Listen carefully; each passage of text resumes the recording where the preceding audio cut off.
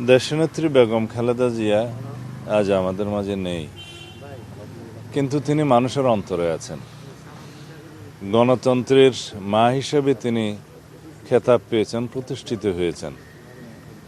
তার জানাজায় যারা শরিক হয়েছেন, যারা ঢাকায় আসতে পারেননি, তারা গায়েবানা জানাজাতে শরিক হয়েছেন। সারা পৃথিবীর মানুষ দেখেছে পৃথিবীর সর্ববৃহৎ জানাজা এটা প্রতিষ্ঠিত হয়েছে। কত মানুষ জানাজায় শরিক হয়েছেন তার কোনো সীমারেখা নাই, পরিসংখ্যান নাই। ভবিষ্যতে হয়তো অনুমান নির্ভর একটা তথ্য দেয়া যেতে পারে। তার কারণ হলো বাংলাদেশের মানুষ শুধু নয়, সারা পৃথিবীর মানুষ জানে, বিশ্বাস করেছে গণতন্ত্রের লড়াই সংগ্রাম করতে করতে একজন সাধারণ গৃহিণী কিভাবে সারা বিশ্বে গণতন্ত্রের রক্ষক হতে পারে, গণতন্ত্রের জন্য দৃষ্টান্ত হতে পারে। গণতন্ত্রের জন্য সংগ্রাম করতে করতে নিজের জীবন, সন্তান, পরিবার সব কিছুই তিনি ত্যাগ করেছেন।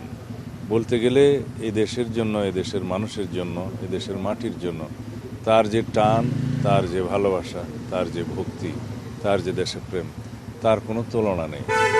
তিনি সব কিছুই হারিয়েছেন, কিন্তু অর্জন করেছেন যেই উচ্চতা, সেই উচ্চতায় পৃথিবীর বুকে খুব একটা বেশি মানুষের নাম লেখা নাই।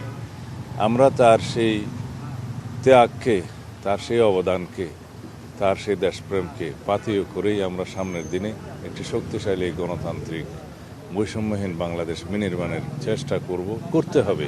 এটাই জাতির দাবি। আমরা তার জীবনের বিনিময়ে সেই শিক্ষাটা আমরা পেয়েছি। আমরা সেভাবেই দেখি, তিনি বিএনপির নেত্রী নন, তিনি বাংলাদেশের নেত্রী নন, তিনি সারা বিশ্বের গণতান্ত্রিককামী মানুষের নেত্রী হিসেবে নিজেকে প্রতিষ্ঠিত করেছেন।